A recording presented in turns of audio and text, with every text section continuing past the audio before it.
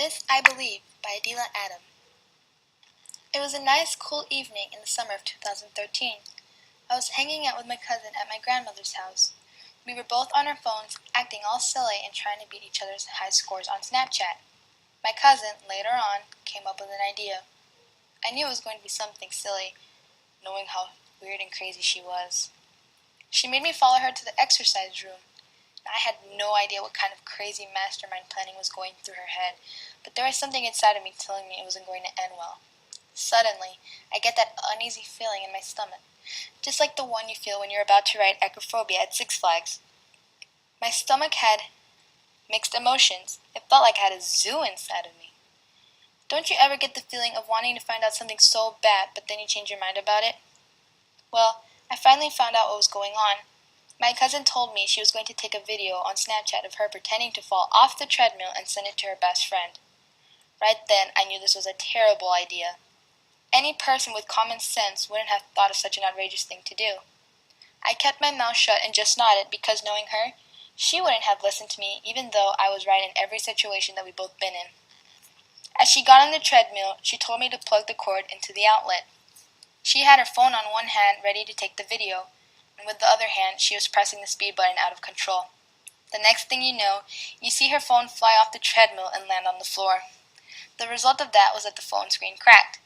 Then, I look at my cousin and see her dangling, holding on to dear life of the bars. I just stood there watching her. So many things were going through my mind at that moment, I didn't quite know what was going on or how to react, let alone what to do. My body was in complete shock, trying to analyze what was occurring. My cousin tried to get up so many times until she finally gave up and let go. She did so many uncountable twists and turns right towards the weight bars. I was surprised that my grandma didn't wake up and come yell at us for making such a loud noise at 11 o'clock at night. When all the chaos was over, she yelled at me for not helping her. And after all the yelling and the "I told you so" was over, she began to laugh. I started laughing too because I didn't realize she was faking her fall at all.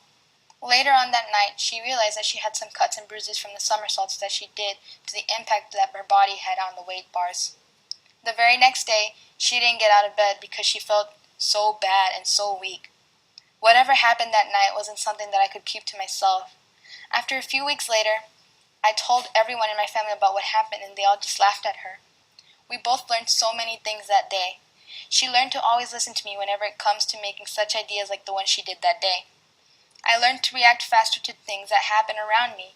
I also learned how to keep my phone with me at all times so I can take a video of all the silly things my cousin does, so I can bring it up whenever she does something silly. At the very moment, my cousin is haunted from her mistake of that night from the big crack that her phone has received on impact. I still laugh about this incident every single day.